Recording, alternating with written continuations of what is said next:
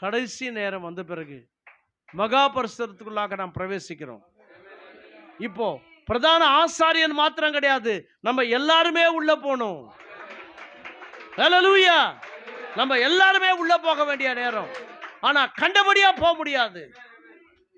You need a special dress, special noise. துதி பாடிக்கிட்டு தான் உள்ள போகணும். எப்பேற்பட்ட துதி பாடணும்? சும்மா கிட்டார் வச்சு குதிக்கிறது கிடையாதுங்க. இன்னைக்கு கேப்ரே டான்ஸ் மாதிரி பாடிட்டு இருக்கிறாங்க பாடல்கள் எல்லாம். அப்பேற்பட்ட ஆளுக்கு தான் லட்சம் பேர் போய் உட்கார்றாங்க அங்க. புரியுதா? பாட்டு அப்படி போட்டோம், ஜிங்கு புக்கு ஜிங்கு புக்கு ஜிங்கு புக்குன்ட்டு எது அது என்னது, அந்த கிட்டார் வச்சு பாடுவாரு, அவர் எகிருவாரு, அவர் பாடிட்டு இருப்பாரு, முடி வளர்த்துன்னு இருப்பாரு. கேப்ரேக் டான்ஸா இது? நான் மைக்கேல் ஜான்சன் பாட்டா இது?